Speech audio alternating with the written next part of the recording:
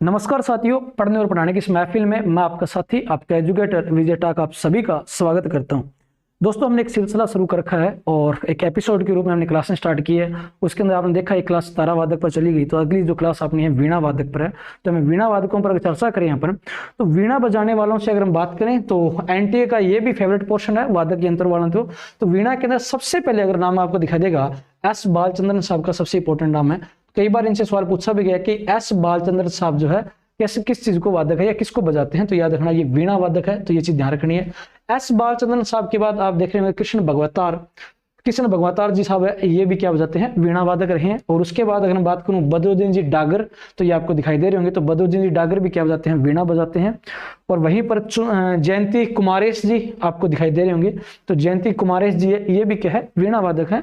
और ज्योति हेगड़े जी का नाम सामने आता है, ये इंपॉर्टेंट लगा लेना आपने। जैसे आपने एस बालचंद्र जी का नाम देखा है, वैसे ही ज्योति हेगड़े जी का नाम आप लोग इंपॉर्टेंट निकाल लेना, क्योंकि ज्योति हेगड़े जी पर कई बार सवाल देखने को देखे गए हैं।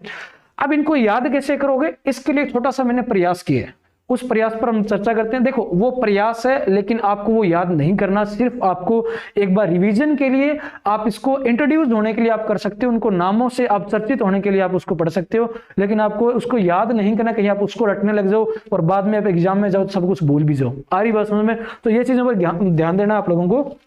जब मैं बात करता हूं इन पर कि इनकी छोटी सी जो ट्रिक बनाई है, वो ऐसी ट्रिक है, देखिए जी, आपके सामने दिखाई दे रहा है, कुछ नाम दिखाई देंगे। बालकृष्ण कृष्ण जी का बाल अवतार की बात करें, बालकृष्ण ने बदरुद्दीन डागर और ज्योति हेगड़े, देखिए जी, बालकृष्ण ने बदरुद्दीन डागर और ज्योति हेगड़े को जयंती कुमारेश के सामने विश्व मनमोहन बताया। देखो जी, मन मोहने वाले कौन थे, कृष्ण भगवान थे, ठीक है जी। और मोहिनी अवतार आपने पढ़ा है, वो भी किसका पढ़ा है, भगवान कृष्ण का ही पढ़ा है। तो आप ऐसे याद कर सकते हो, बाल कृष्ण ने बदरुद्दीन डागर और ज्योति हेगड़े को जयंती कुमारेश के सामने विश्व का मन मोहने वाला बताया। तो मन मोहने वाला, तो आप लोग याद रखना कि बाल से हो गया एस बालचंद्रन, आ रही बात समझ में। कृष्ण से कृष्ण भगवतार जी हो गए। उसके बाद बदरुद्दीन डागर का आपने फोटो देखिए, बदरुद्दीन डागर जी है। उसके बाद हम बात करते हैं ज्योति हेगड़े पर, तो ज्योति हेगड़े जी। उसके बाद जयंती कुमारेश और विश्व मनमोहन का होगा विश्व मनमोहन भट्ट। आपको इतना याद रखना, विश्व मनमोहन भट्ट याद रखना है। विश्व का जो मन मोहने वाला वो कौन है, विश्व मनमोहन भट्ट नाम याद रखना है। तो ये सारे के सारे क्या थे, आपके वीणा वादक है जी। अब हम बात करते हैं, इन पर एक क्वेश्चन पूछा गया था पीछे रिसेंट के अंदर एग्जाम के अंदर, उस पर चर्चा करते हैं कैसे क्वेश्चन पूछती है एनटीए। देखो, इस पर बात करें पर आपके सामने ये क्वेश्चन दिखाई दे रहा होगा, निम्न में से कौन वीणा वादक नहीं है।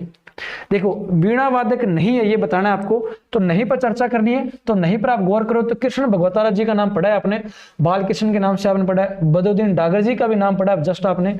उसके बाद आपने जयंती कुमारेश का भी नाम पढ़ा है।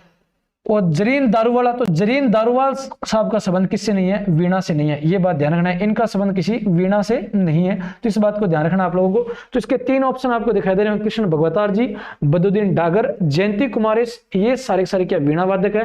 वीणा वादक नहीं पूछा आपसे, तो जरीन दारूवाला जी क्या है, वीणा वादक है, नहीं है। तो इस चीज पर गौर करना, ऐसे क्वेश्चन आपसे अपेक्षा भी रहती है और आपसे पूछते भी जाते हैं, इन चीजों पर गौर करना जी, ठीक है। तो एक बार दोबारा देखो, इनकी फोटो में देखो जी, बदरुद्दीन डागर आपको दिखाई दे रहे होंगे। उसके बाद कृष्ण भगवतार जी, ज्योति हेगड़े जी है, उसके बाद जयंती कुमारेश है और एस बालचंद्रन, ये नाम आप लोगों के सामने दिखाई दे रहे होंगे। ये सारे सारे इंपॉर्टेंट है, ठीक है। तो आज के सेशन को ज्यादा से ज्यादा लाइक और शेयर करना और दबा के कमेंट भी करना। जय हिंद, जय भारत।